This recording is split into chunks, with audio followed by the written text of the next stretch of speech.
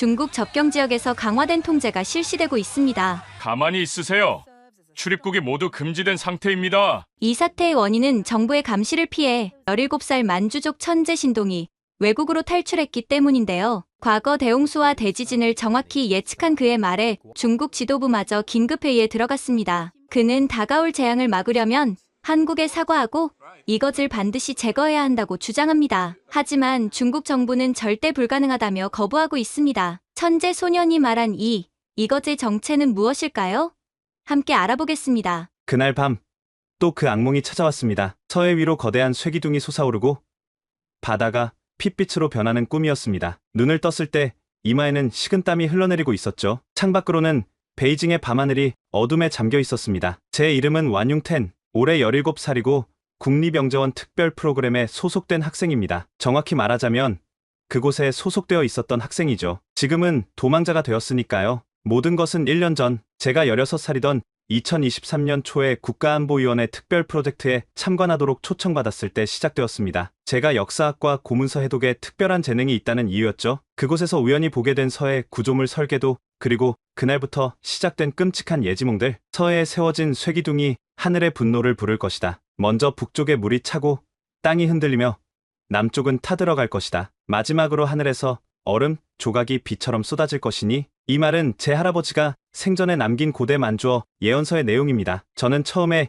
이것을 단순한 미신으로 생각했습니다. 과학을 믿는 현대인으로서 예언 같은 것을 믿을 리 없었으니까요. 하지만 2023년 7월 징진지 지역에 140년 만에 대홍수가 발생했습니다. 정확히 제 꿈에서 본 그대로였죠. 그리고 12월 간수성에 규모 6.2 강진이 일어났습니다. 이 역시 제 꿈속에서 보았던 광경과 분명히 일치했습니다. 그리고 2024년 초 남부 지역의 극심한 가뭄까지. 더 이상 우연이라고 치부할 수 없었습니다. 저는 국가 지도부에 경고했습니다. 서해의 구조물을 제거하지 않으면 마지막 재앙, 하늘에서 얼음이 쏟아지는 끔찍한 우박 재앙이 닥칠 것이라고요. 하지만 그들은 제 말을 듣지 않았습니다. 17살 청년의 미신적 망상이라며 일축했죠. 그뿐만이 아니었습니다. 제가 할아버지로부터 물려받은 순수 만주족의 혈통, 그리고 만주와 한국의 고대 연결성에 대해 언급하자 그들의 태도는 더욱 차가워졌습니다. 감시의 눈길이 강화되었고 제 연구 자료들은 하나둘 압수되기 시작했습니다. 저는 결단을 내려야 했습니다. 마지막 재앙이 오기 전에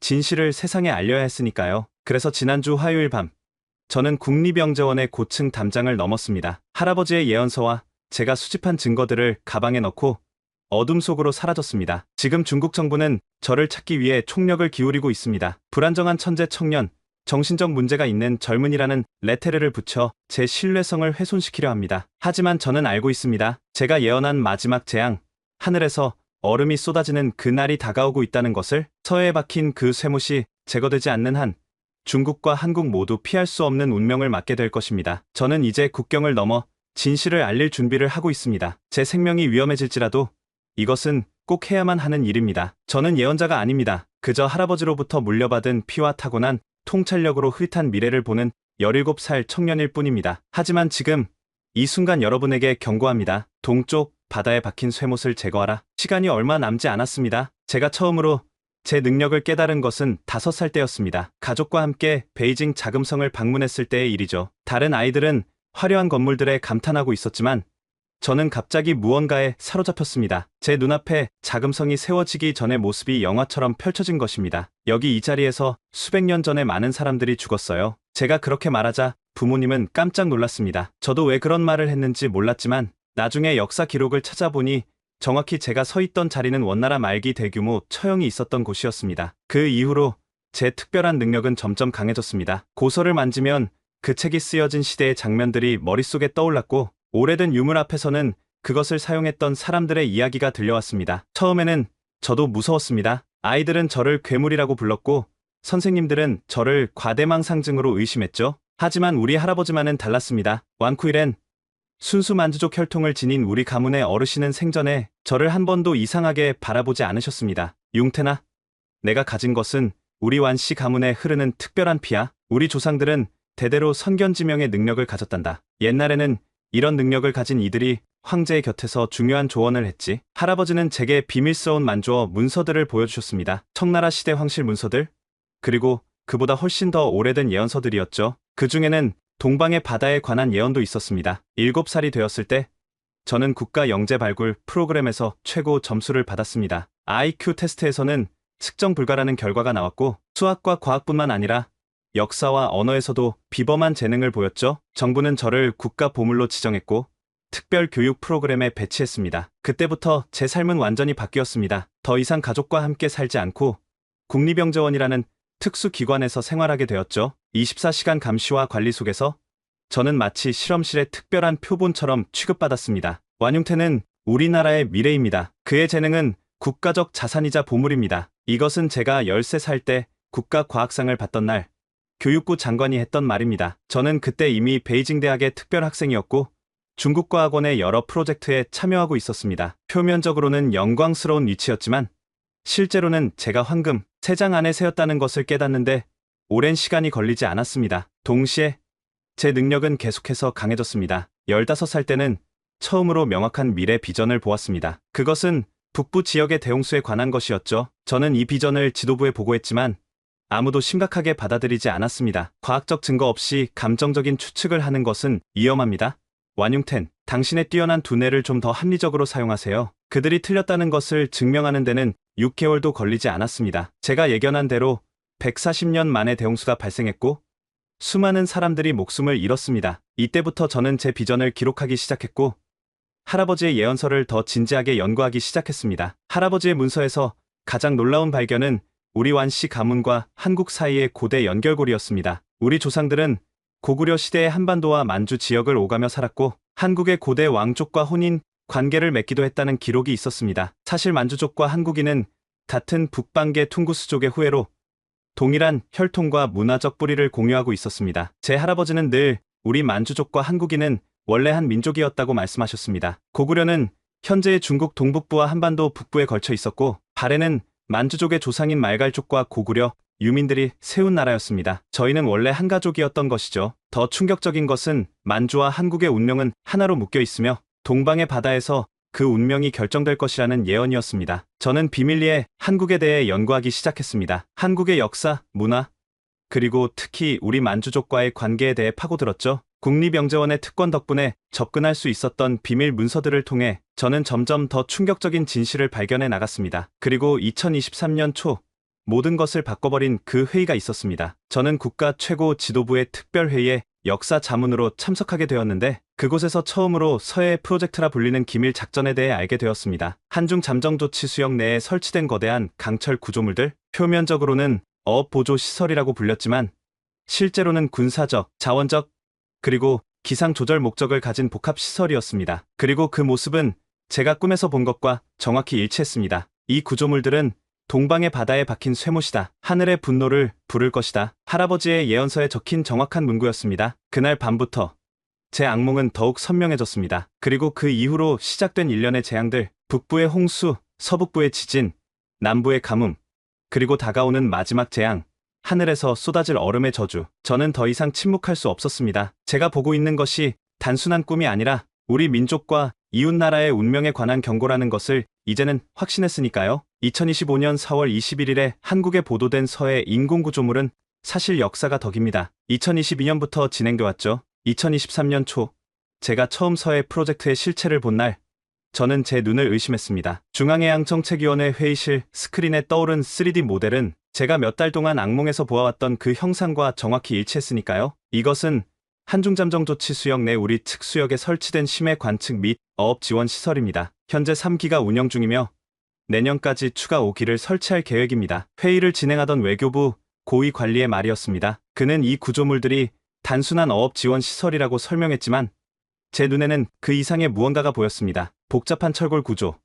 헬리콥터 이착륙장, 대형 레이더 시스템이 정말 어업 시설이라고요? 완융텐 군, 이 구조물에 대한 역사적 관점에서의 의견을 듣고 싶네. 우리 측 수역 활용의 역사적 정당성에 관한 의견 말일세. 회의실의 시선이 저에게 향했습니다. 16살에 제가 국가 최고위급 회의에 참석한 이유는 바로 이것 때문이었습니다. 만주와 한반도 간 해양 경계의 역사에 관한 제가 최근 완성한 연구 때문이었죠. 그 순간 제 머릿속에는 두 가지 선택지가 있었습니다. 그들이 원하는 대로 이 구조물의 역사적 정당성을 뒷받침해주는 말을 하거나 아니면 제가 정말로 보고 있는 것을 말하거나 이 구조물들은 위험합니다. 회의실에 침묵이 내려앉았습니다. 제 연구에 따르면 서해는 역사적으로 만주와 한반도 사이의 평화의 바다로 여겨졌습니다. 고구려 시대부터 이 바다는 공유 자원으로 간주되었고 일방적 구조물 설치는 항상 갈등의 원인이 되었습니다. 잠시 말을 멈추었다가 제 내면의 목소리가 시키는 대로 계속했습니다. 더 중요한 것은 이 구조물들이 심각한 환경적,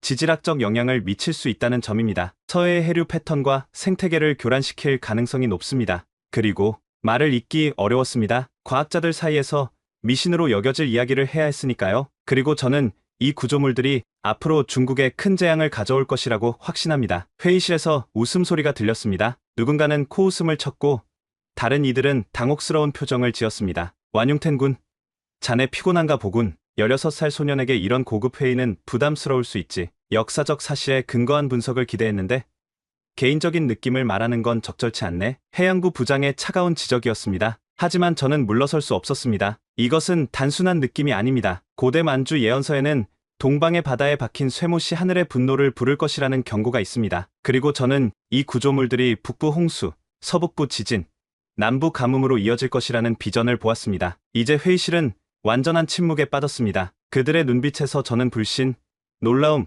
그리고 일부에게서는 두려움까지 읽을 수 있었습니다. 회의는 여기까지입니다. 완융텐 군은 앞으로 특별 관리가 필요해 보이는군요. 영재원장, 그의 정신적 안정을 위한 조치를 취해주시기 바랍니다. 회의는 그렇게 급작스럽게 끝났고 저는 그날로 영재원의 특별 휴식 프로그램에 배정되었습니다. 실제로는 감시와 통제가 강화된 격리 조치였죠. 그날 밤 제 숙소 문은 밖에서 잠겼고 창문에는 추가 감시 장치가 설치되었습니다. 그들은 저를 보호한다고 했지만 실제로는 가두고 있었습니다. 그리고 그때부터 제 컴퓨터와 연구 자료에 대한 접근이 제한되기 시작했습니다. 하지만 그들이 몰랐던 것은 저는 이미 할아버지의 예언서와 제 연구 자료의 중요한 부분을 비밀 장소에 복사해 두었다는 사실입니다. 그리고 더 중요한 것은 그들이 제 꿈까지 통제할 수는 없다는 것이었죠. 그날 밤 꿈에서 저는 더욱 선명한 비전을 보았습니다. 서해의 구조물들이 점점 더 많아지고 그에 따라 바다의 색이 변하는 모습, 그리고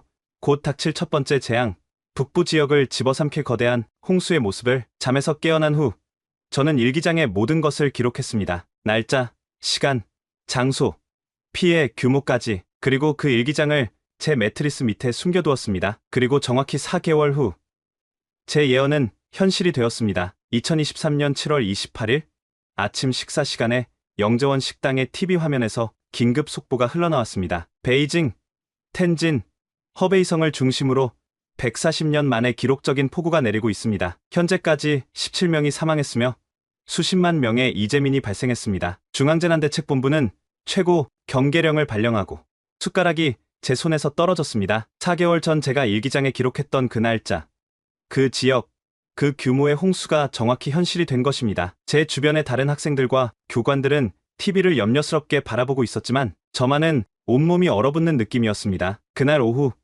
저는 중앙재난관리위원회 특별 분석팀의 자문 역할로 참여하게 되었습니다. 제 수리 분석 능력과 재난 예측 모델링이 필요했던 것 같습니다. 헬리콥터를 타고 베이징 외곽의 침수 지역으로 향하는 동안 저는 창밖으로 펼쳐진 끔찍한 광경을 목격했습니다. 주택가와 농경지가 모두 물에 잠겨 있었고 사람들은 지붕 위에서 구조를 기다리고 있었습니다. 꼭 제 꿈에서 보았던 그대로였습니다. 완융텐 군, 자네의 수리 모델링 능력이 필요하네. 현재 베이징 방어를 위한 수리 대책을 평가하고 있는데 자네의 분석이 도움이 될 것 같아 재난분석팀장의 요청이었습니다. 저는 즉시 작업에 착수했습니다. 데이터를 분석하면서 저는 가장 효과적인 수자원 관리 방안을 제시했지만 동시에 홍수의 근본 원인에 대한 제 견해도 조심스럽게 언급했습니다. 이 홍수는 단순한 자연 현상이 아닙니다. 서해 구조물이 해류와 기상 패턴에 영향을 미치고 있으며 이것이 자연의 균형을 깨뜨리고 있습니다. 제 분석 결과를 들은 회의실은 무거운 침묵에 빠졌습니다. 완융텐 군,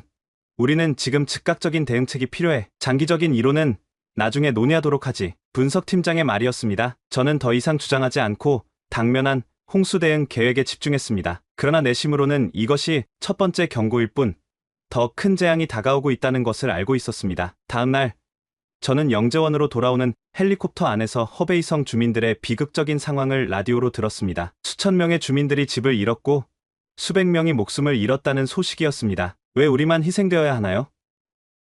우리는 베이징 사람들보다 가치가 없습니까? 라디오에서 흘러나온 한 생존자의 울부짖음이 제 가슴을 찔렀습니다. 저는 그 자리에서 일기장을 꺼내 4개월 전 제가 예언했던 내용을 다시 읽어보았습니다. 2023년 7월 말 북부에 140년 만에 대홍수가 발생할 것. 이는 물의 자연스러운 흐름을 인위적으로 방해한 결과다. 정확했습니다. 너무나도 정확했죠. 그리고 제 예언의 다음 부분은 더욱 끔찍했습니다. 물이 지나간 후 땅이 울부짖을 것이다. 영재원으로 돌아온 후 저는 즉시 할아버지의 예언서를 다시 검토하기 시작했습니다. 그 안에는 분명히 동방의 바다에 박힌 쇠목과 이어질 재앙들의 순서가 기록되어 있었습니다. 첫째는 물, 둘째는 땅, 셋째는 불, 그리고 마지막은 하늘에서 내리는 얼음의 재앙. 며칠 후 저는 국가재난복구위원회의 보고서 초안을 우연히 보게 되었습니다. 그 안에는 홍수의 주요 원인으로 이상기후 현상만 언급되어 있었고 서해 구조물과의 연관성에 대한 제 주장은 완전히 무시되어 있었습니다. 그날 밤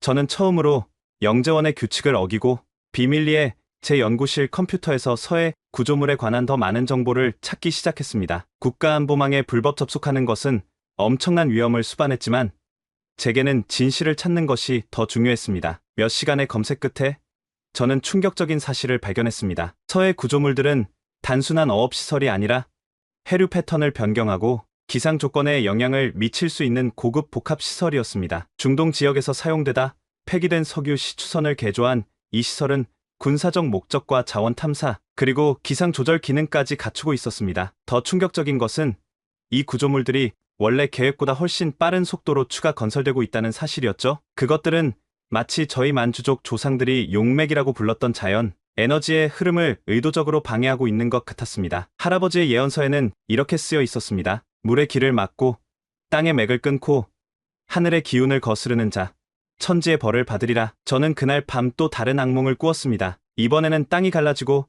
산이 흔들리는 끔찍한 광경이었습니다. 그리고 그 꿈에서 저는 정확한 장소와 날짜를 보았습니다. 간수성 2023년 12월 18일 아침에 일어나 일기장에 이 예언을 기록하면서 저는 더 이상 침묵할 수 없다는 결심을 굳혔습니다. 서해 구조물과 자연재해의 연관성, 그리고 다가올 더 큰 재앙들에 대해 경고해야만 했습니다. 하지만 제가 알지 못했던 것은 제 컴퓨터 활동과 일기장이 이미 국가안전부의 감시 아래 있었다는 사실입니다. 그리고 그들은 17살 당시 16의 천재, 소년의 위험한 생각을 막기 위한 조치를 이미 준비하고 있었습니다. 홍수재난 이후 저에 대한 감시는 더욱 강화되었습니다. 제 숙소에는 추가 CCTV가 설치되었고 연구실 출입도 제한되었습니다. 그들은 이런 조치가 저희 정신 건강을 위한 것이라고 했지만 실제로는 제가 더 많은 예언을 하거나 정보를 유출하는 것을 막기 위함이었습니다. 하지만 운명은 때로 예상치 못한 방식으로 문을 열어줍니다. 감시가 강화된 지 한 달쯤 지났을 때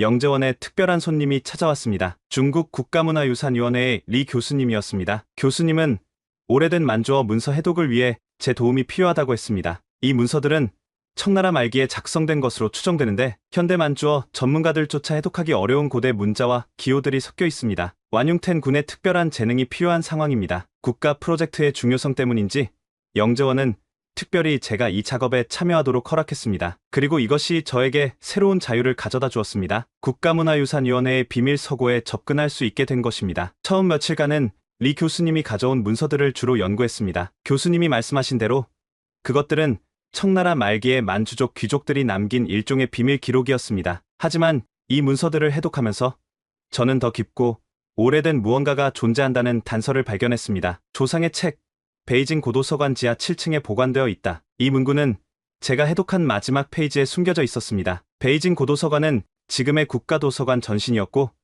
현재는 국가문화유산위원회의 관할 아래 있었습니다. 그리고 중요한 것은 제가 지금 정확히 그곳에 있었다는 사실입니다. 리 교수님께 연구를 위해 도서관의 다른 자료들도 확인해야 한다고 말씀드렸고 다행히 그분은 흔쾌히 동의해 주셨습니다. 물론 저는 제가 실제로 찾고자 하는 것에 대해서는 언급하지 않았습니다. 국가도서관의 지하 보관소는 일반인은 물론 대부분의 학자들에게도 출입이 금지된 장소였습니다. 7층이라 공식 기록상 도서관 지하는 5층까지만 존재했습니다. 6층과 7층은 공식적으로는 존재하지 않는 공간이었죠. 며칠 동안 도서관 구조와 보안 시스템을 조사한 후 저는 기회를 발견했습니다. 매주 수요일 새벽 3시 지하 보안 시스템이 10분간 재부팅된다는 사실을 알아냈습니다. 그 짧은 시간 동안 특별 승인 없이도 더 깊은 층으로 내려갈 가능성이 있었습니다. 위험한 도전이었지만 저는 그 기회를 놓치지 않았습니다. 수요일 새벽 숙소에서 빠져나와 이미 확보해둔 보안카드로 도서관에 진입했습니다. 그리고 예상대로 3시 정각,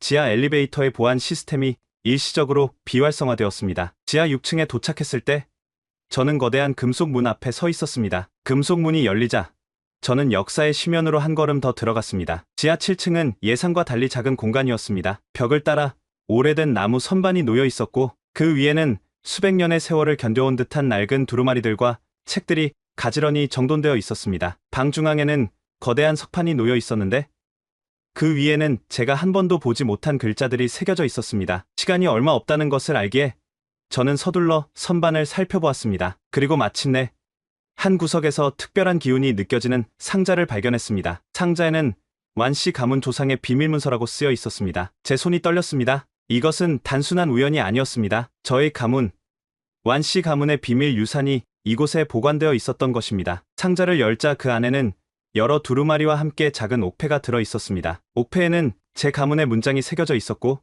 두루마리들은 고대 만주어로 쓰여 있었습니다. 시간이 없었기에 저는 두루마리들을 재빨리 살펴본 후 그 중 가장 중요해 보이는 3개를 가방에 넣었습니다. 그리고 옥패를 품에 숨긴 채 왔던 길로 서둘러 돌아갔습니다. 숙소로 돌아온 저는 밤새도록 두루마리를 해독했습니다. 그리고 그 내용은 저의 모든 생각을 뒤바꿔 놓았습니다. 첫 번째 두루마리는 우리 완씨 가문의 계보였습니다. 놀랍게도 우리 조상들은 단순한 만주족 귀족이 아니라 고구려의 왕족과 혈연 관계가 있었습니다. 고구려가 멸망한 후 일부 왕족들은 북쪽으로 도망쳐 만주족과 혼인하며 새로운 정체성을 형성했다는 것이었죠. 두 번째 두루마리는 우리 가문의 샤먼들이 남긴 예언서였습니다. 여기에는 제가 이미 알고 있던 동방의 바다에 박힌 쇠못 예언이 더 자세히 설명되어 있었습니다. 천지 사이에는 오행이 있으니 동방의 바다는 수와 목의 고향이라 만약 쇠못이 꽂히게 되면 물이 거슬러 나무가 꺾이고 금이 목을 이기고 목이 토를 이기고 토가 수를 이기고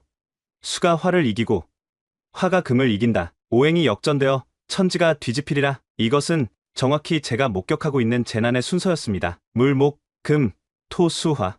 그리고 마지막으로 금. 세 번째 두루마리는 가장 충격적이었습니다. 이것은 한국과 만주 사이의 고대 약속을 기록한 문서였습니다. 고구려 시대 두 민족은 동방의 바다를 평화의 공간으로 유지하기로 맹세했고 이를 어기는 자에게는 천지의 재앙이 내릴 것이라는 예언이 담겨 있었습니다. 더 놀라운 것은 그 마지막 부분이었습니다. 재난이 닥칠 때 만주와 한국의 피를 이은 아이가 나타날 것이니 오직 진정으로 깨어난 자만이 동방을 구할 수 있으리라. 저는 지금껏 제가 순수 만주족 혈통이라고 알고 있었습니다. 하지만 이 문서가 암시하는 바는 우리 가문 어딘가에 한국인의 피가 섞여 있다는 것이었습니다. 그리고 더 중요한 것은 제가 그만한 혈맥의 아이일 수 있다는 가능성이었습니다. 할아버지가 항상 제게 특별한 관심을 보이셨던 이유, 제가 어릴 때부터 한국어를 가르치셨던 이유, 그리고 제가 다른 만주족 아이들과 달리 특별한 능력을 가지게 된 이유가 모두 설명되는 순간이었습니다. 저는 이제 단순한 천재 소년이 아니었습니다. 저는 고대 예언의 주인공이자 두 민족의 운명을 연결하는 달이었습니다. 그리고 제게는 사명이 있었습니다. 서해의 쇠못을 제거하고 다가오는 재앙을 막는 것. 하지만 그 순간 제 숙소 문이 갑자기 열렸습니다. 국가안전부 요원들이었습니다. 완융텐, 너는 국가 안보를 위협하는 행위로 체포되었다. 저항하지 마라. 저는 재빨리 두루마리를 숨겼지만 옥패는 그들의 눈에 띄고 말았습니다. 그들은 저를 특별 신문실로 데려갔고 밤새 제가 지하 7층에서 발견한 것들에 대해 추궁했습니다. 하지만 저는 침묵을 지켰습니다. 그들에게 진실을 말한다 해도 믿지 않을 것이고 오히려 더 위험한 상황에 처할 수 있다는 것을 알았기 때문입니다. 결국 저는 정신적 불안정이라는 진단하에 더욱 엄격한 감시 체제로 옮겨졌습니다. 하지만 그들이 모르는 것이 있었습니다. 제가 두루마리를 읽는 순간 그 내용은 이미 제 기억 속에 완벽하게 저장되었다는 사실을, 그리고 더 중요한 것은 이제 저는 제 정체성과 사명을 명확히 알게 되었다는 것입니다. 12월이 다가오고 있었습니다. 간수성 지진의 예언이 현실이 될 날이 점점 가까워지고 있었죠. 비밀 문서를 발견한 사건 이후 저는 특별관리 대상이 되었습니다. 영재원 내에 새로 만들어진 특별 관찰 구역으로 옮겨진 저는 거의 독방에 가까운 환경에서 생활해야 했습니다. 24시간 감시, 카메라, 인터넷 차단, 그리고 엄선된 교관들만이 저와 접촉할 수 있었죠. 그들의 공식적인 설명은 제가 특별한 정신 건강 관리가 필요하다는 것이었습니다. 하지만 저는 알고 있었습니다. 그들이 진짜 두려워하는 것은 제 예언과 그 예언이 현실이 될 가능성이었습니다. 금지된 서고에서 발견한 문서들 덕분에 저는 이제 제 능력의 본질과 그 목적을 더 명확히 이해하게 되었습니다. 저는 단순한 천재가 아니라 오랜 예언을 실현하기 위해 태어난 만한 혈맥의 아이였습니다. 이 깨달음은 제게 새로운 힘과 결단력을 주었습니다. 감시 속에서도 저는 방법을 찾아 제 생각과 예언을 기록했습니다. 치약으로 메모를 남기고 식사 시간에 암호화된 메시지를 책에 숨겼습니다. 그리고 그들이 절대 통제할 수 없는 한 가지, 제 꿈을 통해 계속해서 미래를 보았습니다. 12월이 다가오자 제 꿈은 점점 더 강렬해졌습니다. 황토 고원의 메마른 땅이 갈라지고 산이 흔들리며 고대 사원들이 무너지는 모습, 그리고 가장 생생했던 것은 간수성 지스홍현 근처의 작은 마을에서 시작되는 지진의 진원지였습니다. 2023년 12월 17일, 제가 제 예언에 적어둔 지진 발생일 하루 전, 저는 마지막 경고를 시도하기로 결심했습니다. 식사 시간에 저를 감시하던 젊은 교관 왕 씨에게 말을 걸었습니다. 교관 선생님, 내일 간수성에 큰 지진이 일어날 거예요. 지스홍현 주민들을 대피시켜야 합니다. 왕 교관은 놀란 눈으로 저를 바라보았지만 곧 경계하는 표정으로 돌아왔습니다. 융텐, 그런 무책임한 말은 하지 마. 과학적 근거 없는 예측은 사회 혼란을 일으킬 수 있어. 선생님, 제발 들어보세요. 저는 이미 홍수를 정확히 예측했고 이번에도 확신합니다. 규모 6.2, 진원지는 지스홍현 북동쪽 15km 지점, 내일 밤 9시 58분에 발생할 겁니다. 수백 명이 목숨을 잃을 거예요. 제 진지한 표정의 왕 교관은 잠시 망설였습니다. 그리고 마침내 그는 고개를 끄덕였습니다. 내가 할 수 있는 건 이 정보를 전달하는 것뿐이야. 하지만 약속은 못해. 그날 밤, 저는 더 이상의 조치가 취해지지 않았음을 알았습니다. 아무도 16살 소년의 미신적 예언을 진지하게 받아들이지 않았던 것입니다. 잠자리에 들며 저는 앞으로 일어날 일에 대해 깊은 죄책감을 느꼈습니다. 어쩌면 더 강하게 주장했어야 했을까요? 아니면 더 일찍 경고했어야 했을까요? 2023년 12월 18일 밤 9시 58분, 간수성 지스홍현에서 규모 6.2의 강진이 발생했습니다. 진원지는 제가 예측한 정확한 위치였습니다. 영재원 전체가 혼란에 빠졌습니다. TV와 라디오에서는 긴급 뉴스가 쏟아져 나왔고 모든 교관들의 얼굴은 창백해졌습니다. 특히 왕 교관의 표정은 잊을 수 없을 정도로 충격에 가득 차 있었습니다. 다음날 아침, 저는 국가지진센터로 긴급 소환되었습니다. 헬리콥터 안에서 보는 베이징의 풍경은 평소와 다름없었지만 사람들의 표정에는 불안과 두려움이 역력했습니다. 모두가 같은 질문을 하고 있었습니다. 이것은 자연재해일 뿐인가? 아니면 더 큰 의미가 있는 것인가? 지진센터에 도착하자 저는 이번에는 더 높은 지위의 관리들 앞에 서게 되었습니다. 국가안전부 부부장, 과학기술부 장관, 그리고 중앙재난관리위원회 위원장까지. 그들은 더 이상 저를 단순한 불안정한 천재 소년으로 대하지 않았습니다. 완융텐, 자네가 어떻게 지진을 정확히 예측할 수 있었는지 설명해보게. 첫 질문은 과학기술부 장관이었습니다. 저는 깊은 숨을 들이쉰 후 진실을 말하기로 결심했습니다. 제 예지력은 선천적인 것입니다. 그러나 이번 지진은 단순한 자연 현상이 아닙니다. 이것은 서해 구조물과 직접적인 연관이 있습니다. 회의실에 긴장감이 감돌았습니다. 서해 구조물이 간수성 지진과 무슨 관련이 있다는 건가?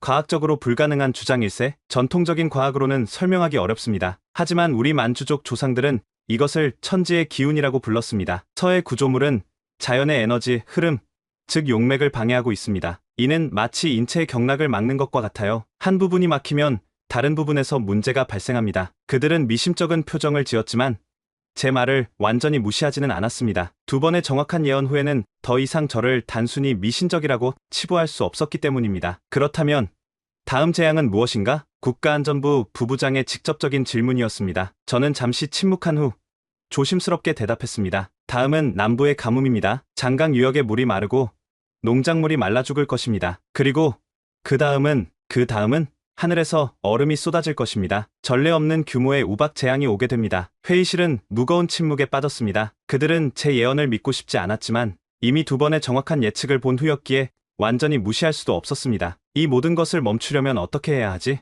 마침내 중앙재난관리위원회 위원장이 물었습니다. 저는 이 질문을 기다리고 있었습니다. 서해 구조물을 제거해야 합니다. 그리고 한국과의 관계를 회복해야 합니다. 우리 조상들이 맺은 고대의 약속을 지켜야 합니다. 어떤 약속인가? 고구려 시대, 만주와 한반도 사이에는 동방의 바다를 평화의 공간으로 유지하기로 한 맹세가 있었습니다. 이 맹세를 어기면 재앙이 일어난다는 예언이 있었고 지금 그것이 현실이 되고 있습니다. 회의실은 다시 한번 침묵에 빠졌습니다. 그들의 표정에서 저는 내면의 갈등을 읽을 수 있었습니다. 한편으로는 제 예언의 정확성이 주는 두려움, 다른 한편으로는 서해 구조물의 전략적 중요성 포기에 대한 거부감이 뒤섞여 있었습니다. 마침내 국가안전부 부부장이 말했습니다. 완융텐, 자네의 능력은 인정하네. 하지만 국가 안보와 관련된 결정은 더 복잡한 요소들을 고려해야 해. 자네의 예언은 기록하겠지만 서해 구조물에 대한 결정은 최고 지도부에서 내릴 문제일세. 저는 그들이 내 말을 완전히 받아들이지 않았음을 알았습니다. 하지만 적어도 이제 그들은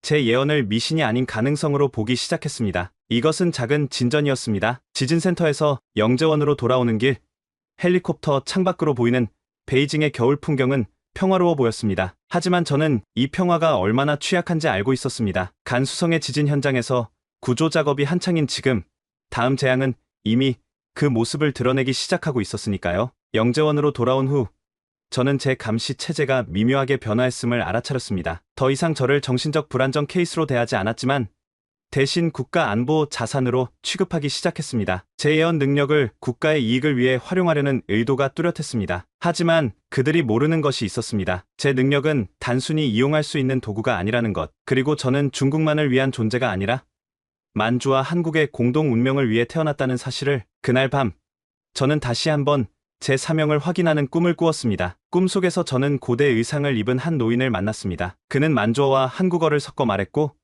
자신을 동방의 수호자라고 소개했습니다. 융태나, 너의 시간이 얼마 남지 않았다. 쇠못을 제거하고 두 민족의 운명을 다시 잇는 것은 오직 너만이 할 수 있는 일이다. 기억하거라. 너는 만주와 한국의 피를 모두 지닌 아이.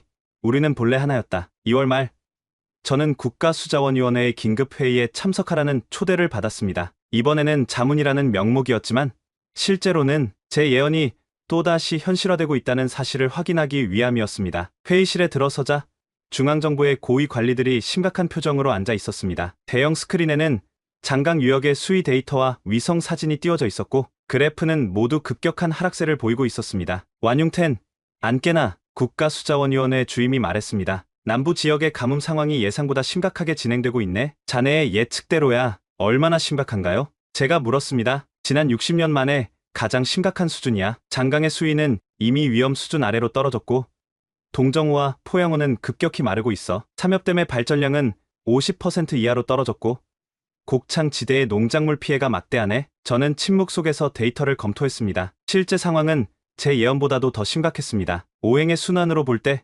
이것은 토가 수를 이기는 단계였습니다. 땅이 물을 삼키고 있었던 거죠. 이번 가뭄이 서해의 구조물과 어떤 연관이 있다고 생각하나? 갑자기 국가안전부의 관리가 물었습니다. 저는 조심스럽게 대답했습니다. 구조물 자체가 직접적인 원인은 아닙니다. 하지만 그것은 자연의 균형을 깨뜨렸고 한 균형이 깨지면 다른 균형도 무너지게 됩니다. 우리 조상들은 이것을 천지의 기운이라고 불렀습니다. 과학적 증거는 있나? 과학기술부 차관이 날카롭게 질문했습니다. 전통과학으로는 설명하기 어렵습니다. 하지만 서해 구조물이 해류와 기상 패턴에 영향을 미친다는 연구 결과가 있습니다. 중국과학원의 장 교수님 논문에 따르면 그 연구는 아직 검증되지 않았네. 차관이 제 말을 자르며 말했습니다. 우리는 검증된 데이터에 기반한 해결책이 필요해. 저는 깊은 숨을 들이쉬었습니다. 그들은 여전히 진실을 받아들일 준비가 되어 있지 않았습니다. 가뭄 해결을 위한 제안이 있나? 수자원위원회 주임이 물었습니다. 이때 저는 중요한 결정을 내렸습니다. 그들에게 당장의 해결책을 제시하되 근본적인 원인에 대한 이야기도 놓치지 않는 전략을 취하기로 했습니다. 단기적으로는 장강 상류의 수량 조절과 긴급 관계 시스템 개선이 필요합니다. 하지만 장기적으로는 저는 잠시 말을 멈추었다가 이어갔습니다. 만주족 전통 수리 기술을 현대화할 것을 제안합니다. 우리 조상들은 자연의 흐름을 거스르지 않으면서도 효과적으로 물을 관리하는 방법을 알고 있었습니다. 구체적으로 어떤 기술인가? 누군가 물었습니다. 청나라 시대 강희제와 걸륭제는 인수공생의 원칙을 따랐습니다. 물기를 억지로 바꾸지 않고 자연의 흐름에 따라 인간의 필요를 조절하는 방식이었죠. 현대댐 시스템은 효율적이지만 자연의 균형을 깨뜨립니다. 회의실에 잠시 침묵이 흘렀습니다. 그들은 제 말을 완전히 무시할 수도 완전히 받아들일 수도 없는 상황이었습니다. 자네의 제안은 기록해두겠네. 단기 대책에 대해서는 즉시 시행 조치를 취하겠다. 수자원위원회 주임의 말로 회의는 마무리되었습니다. 영재원으로 돌아오는 길, 저는 처음으로 비행기를 타고 고공에서 장강 유역을 내려다볼 기회를 얻었습니다. 창밖으로 보이는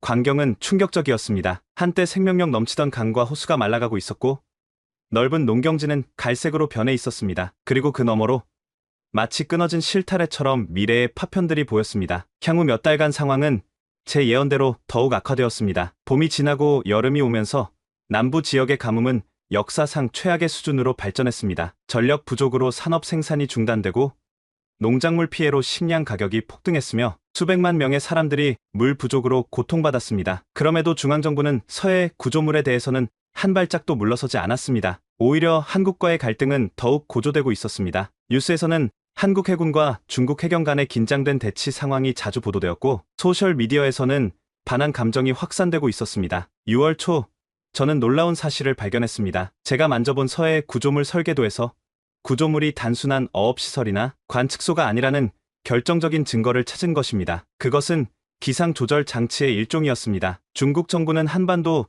주변의 기상 패턴을 인위적으로 조절하려는 비밀 프로젝트를 진행하고 있었던 것이죠. 이것이 바로 모든 재앙의 근원이었습니다. 인간이 자연의 순환에 인위적으로 개입하려는 시도가 더 큰 혼란을 불러온 것입니다. 이는 할아버지의 예언서에 정확히 경고되어 있었습니다. 하늘의 기운을 거스르는 자, 천지의 벌을 받으리라. 이 사실을 알게 된 순간 저는 더 이상 침묵할 수 없다고 결심했습니다. 어떻게든 이 정보를 외부로, 특히 한국 측에 전달해야 했습니다. 그들이 무슨 일이 벌어지고 있는지 알아야만 함께 해결책을 찾을 수 있을 테니까요. 하지만 어떻게 그렇게 할 수 있을까요? 저는 철저한 감시 아래 있었고 모든 통신은 검열되고 있었습니다. 그때 제 머릿속에 한 가지 아이디어가 떠올랐습니다. 영재원의 국제 교류 프로그램이 있었습니다. 매년 여름 세계 각국의 영재들이 베이징에 모여 과학 캠프에 참가했죠. 그리고 올해는 한국 학생들도 참가할 예정이었습니다. 저는 이것이 제 유일한 기회라고 생각했습니다. 그러나 그 전에 저는 더 많은 증거를 모아야 했습니다. 특히 한국과 만주족의 역사적 연관성에 대한 증거가 필요했습니다. 그래야만 한국 측이 제 말을 진지하게 받아들일 테니까요. 저는 영재원 도서관에 특별 허가를 요청했습니다. 마침내 많은 설득 끝에 저는 국가도서관의 역사 기록 섹션에 제한적으로 접근할 수 있게 되었습니다. 물론 연구 목적이라는 명목이었죠. 도서관에서 저는 청나라 시대 조선과의 외교 문서들을 찾아냈습니다. 그리고 그 안에서 놀라운 기록을 발견했습니다. 1727년 청나라 옹정제와 조선 영조 사이에 맺어진 비밀 협약이었습니다. 협약의 내용은 동방의 바다를 두 나라의 평화로운 교류 공간으로 유지하며 어떠한 군사적 시설도 건설하지 않는다는 것이었습니다. 더 놀라운 것은 협약 마지막에 적힌 경고였습니다. 이 약속을 어기는 자는 하늘의 벌을 받을 것이며 물과 불, 땅과 하늘의 재앙이 그 나라를 덮을 것이다. 이것은 제가 할아버지의 예언서에서 본 내용과 정확히 일치했습니다. 이제 저는 확신했습니다. 현재 일어나고 있는 재앙들은 단순한 자연 현상이 아니라 300년 전 약속을 어긴 결과였습니다. 저는 이 문서를 비밀리에 복사했습니다. 그리고 한국 학생들이 도착하기를 기다렸습니다. 7월 초 국제과학 캠프가 시작되었고 저는 한국 서울과학고등학교 팀과 함께 프로젝트를 진행하게 되었습니다. 그중 한 학생 김민준과 특별히 가까워졌습니다. 그는 한국 역사에 관심이 많았고 만주어를 공부하고 있다는 사실에 놀랐습니다. 우리는 쉬는 시간마다 역사와 언어에 대해 이야기했고 점점 신뢰를 쌓아갔습니다. 캠프 마지막 날 저는 민준에게 제 비밀을 털어놓기로 결심했습니다. 밤늦게 우리는 영재원 뒤뜰에서 만났습니다. 민준,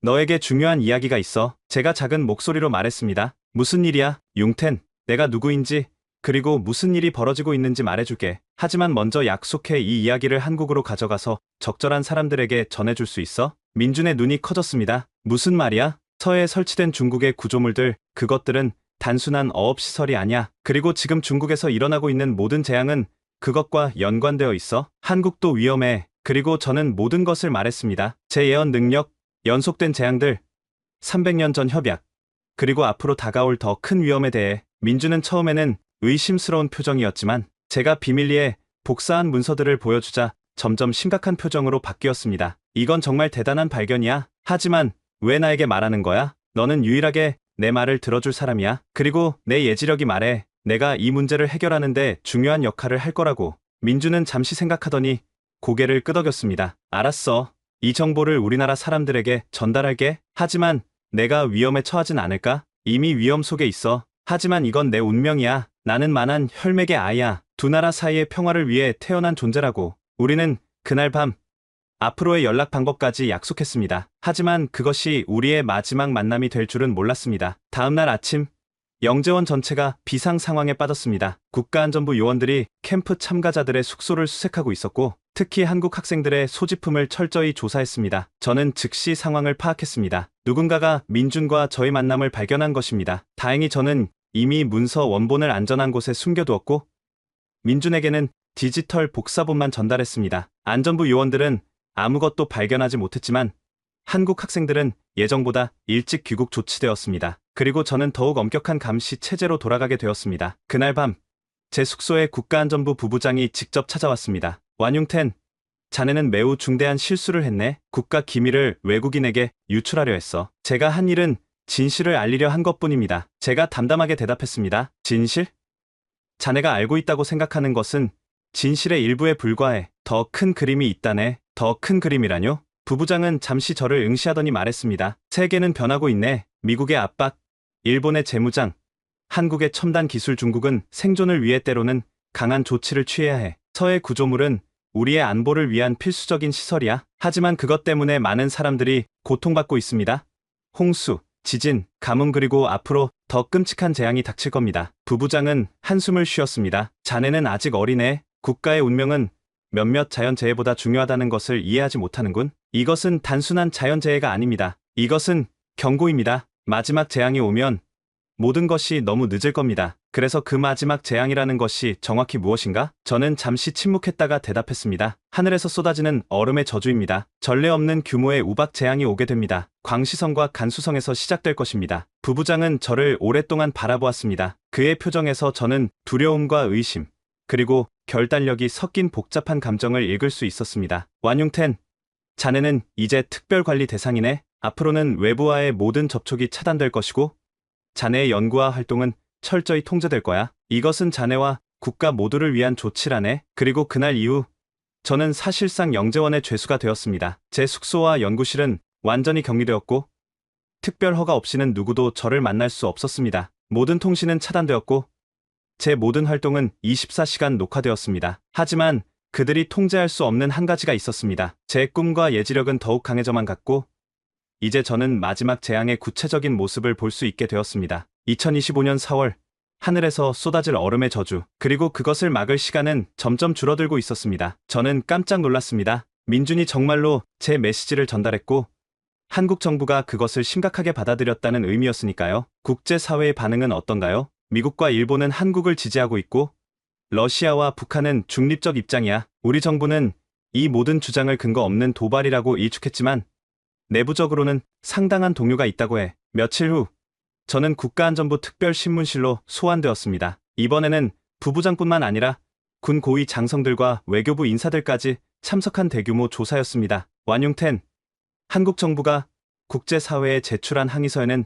자네의 예언이 상세히 인용되어 있네. 어떻게 이런 일이 가능했는지 설명해보게. 저는 침착하게 대답했습니다. 과학 캠프에서 만난 한국 학생에게 진실을 말했습니다. 모든 사람들이 알아야 할 권리가 있다고 생각했습니다. 자네는 중국의 국가 안보를 심각하게 위협했어. 이것은 반역죄에 해당할 수 있다네. 제가 한 일은 재앙을 막기 위한 것입니다. 저는 중국인으로서 우리나라를 사랑합니다. 하지만 지금 우리가 가고 있는 길은 파멸로 향하는 길입니다. 장성 중 한 명이 앞으로 나섰습니다. 어린 청년이 무엇을 안다고?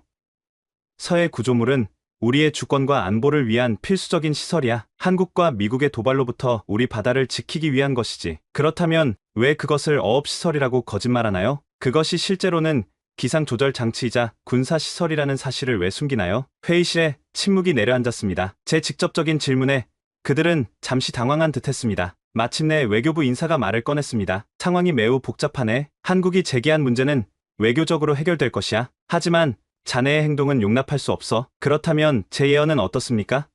3번이나 정확히 실현되었습니다. 세 번째 재앙인 가뭄도 지금 한창 진행 중이고요. 다음은 우박입니다. 전례 없는 규모의 우박 재앙이 올 것입니다. 그들은 서로를 불안하게 바라보았습니다. 제 말이 사실일 가능성을 완전히 부정할 수 없었기 때문이었죠. 우리는 자네의 예언을 과학적으로 검토할 것이네. 그리고 필요한 대비책을 마련할 거야. 하지만 그것이 서해 구조물과는 아무 관련이 없다네. 신문은 그렇게 끝났고 저는 다시 영재원으로 돌아왔습니다. 하지만 이번에는 왕 교관이 슬쩍 귀띔했습니다. 조심해, 융텐. 그들이 너를 다른 곳으로 이동시킬 계획을 세우고 있어. 특별연구시설이라고 하는데 사실상 격리시설이지. 그날 밤 저는 가장 강렬한 예지몽을 꾸었습니다. 꿈에서 저는 서해 위에 서 있었고 수평선 너머로 거대한 구조물들이 보였습니다. 그것들은 마치 수면 위에 박힌 거대한 쇠모처럼 보였고 그 주위로 바다가 붉게 변하고 있었습니다. 갑자기 하늘이 어두워지고 먹구름이 빠르게 모여들었습니다. 그리고 그 구름에서 쏟아져 내리기 시작한 것은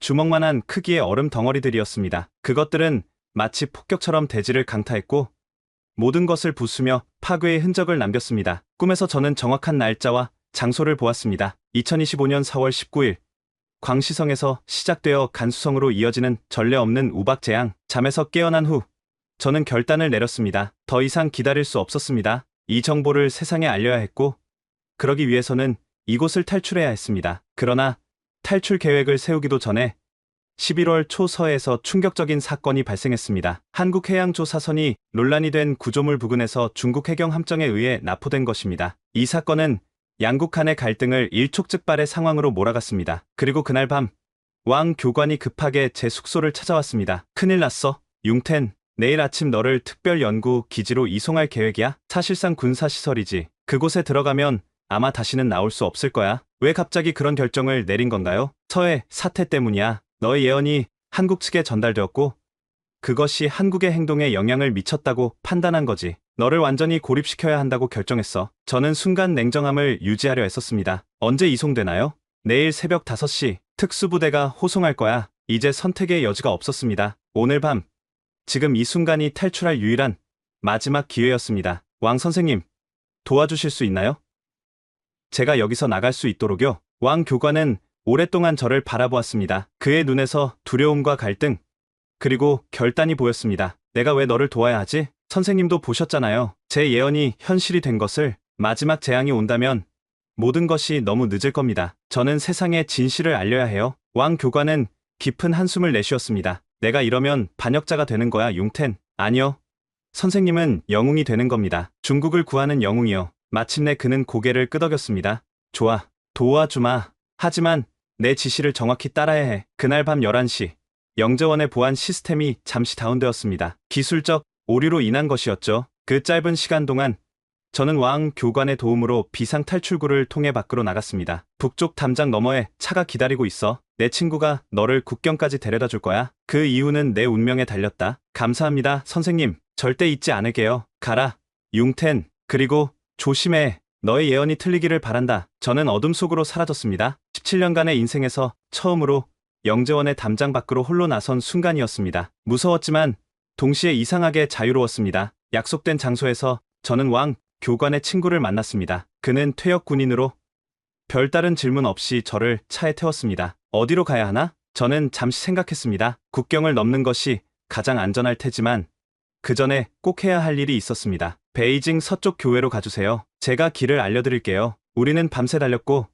새벽녘에 오래된 시골 마을에 도착했습니다. 그곳은 제 할아버지가 살던 곳이었습니다. 할아버지는 이미 돌아가셨지만 그분의 오래된 집은 아직 남아 있었습니다. 여기서 잠시만 기다려주세요. 중요한 것을 가져와야 합니다. 오래된 집은 버려진 듯했지만 저는 정확히 무엇을 찾아야 하는지 알고 있었습니다. 뒷마당의 오래된 우물 옆 돌 아래에는 할아버지가 남긴 비밀 보관함이 있었습니다. 어린 시절 할아버지께서 언젠가 내가 정말 필요할 때를 위해 보여주셨던 곳이었죠. 보관함 안에는 3가지가 있었습니다. 고대 만주어로 쓰인 예언서, 원본, 청나라와 조선 간의 비밀 협약 문서, 그리고 작은 옥패. 그 옥패에는 한자로 1000명이라고 새겨져 있었습니다. 이것들을 챙겨 돌아와 다시 차에 올랐을 때 저는 결심을 굳혔습니다. 이제 국경으로 가주세요. 한국으로 가야 합니다. 한국?